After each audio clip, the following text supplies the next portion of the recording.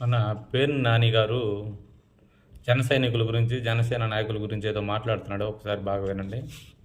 ఇవాళ ఈ రాష్ట్రంలో తెలుగుదేశం ప్రభుత్వం వచ్చిందంటే ప్రభుత్వం రావటానికి ఎలక్షన్లలో ఆ నెల రోజులు ప్రారంభం పెట్టి పనిచేసినాడు ఎవడు? మొత్తం జనసేన వాళ్ళే.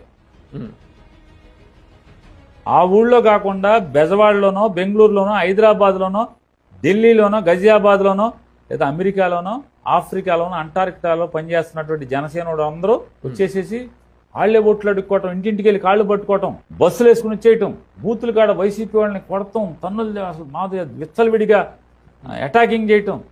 అసలు బూత్ కాడ ఫైట్ చేసింది జనసేనోడే. టీడీపీని మించి పోరాటం చేసింది. అసలు టీడీపీ ఎక్కడ చేసిందండి? టీడీపీ వాళ్ళు ఊరికనే ఇస్త్రీ బట్టలు వేసుకుని వెనకాల కూర్చున్నారు అంతే. మొత్తం అంతా ఇల్లే చేశారు, పలకే విపరీతంగా మోసేశారు. అన్నారు కదా, జనసేన అన్నా, జనసేన నాయకులన్నా, జనసేన కార్యకర్తలన్నా, జన సైనికులన్నా వైఎస్ఆర్సీపీ వాళ్ళకి ఇది ఉచ్చగారుతుంటాయి. ఎందుకనంటే చెప్పాడు కదా ఆయన, మన సత్తా ఏంటో ఆయన బాగా చెప్పాడు కదా. ఇప్పుడు వాళ్ళకి తెలుసు బాగా మన సత్తా ఏందనేది. అందుకే పదే పదే మీరు టీడీపీ కూడుకు చేయండి, జెండా మూయండి, జెండా కూలీలు అది దాన్ని నోటుకు వచ్చినట్టు మాట్లాడుతూ ఉండేది. అట్లా మాట్లాడితే మనం రెచ్చిపోయి మనం సైడ్ అయిపోతే వీళ్ళు గెలిచిపోవచ్చు. టీడీపీ పెద్ద లెక్కలేదు వీళ్ళకి. టీడీపీ అంటే వీళ్ళకి భయం కూడా లేదు. జనసేన అంటేనే భయం, పవన్ కళ్యాణ్ గారు అంటే భయం అంతే. పవన్ కళ్యాణ్ గారు ఏది చెప్తే మనం అది చేస్తాం. ఆ సంగతి వీళ్ళకి ఎన్నిసార్లు చెప్పినా అర్థం కాదు. పవన్ కళ్యాణ్ గారు మనకి ఏది చెప్తే అదే చేస్తాం.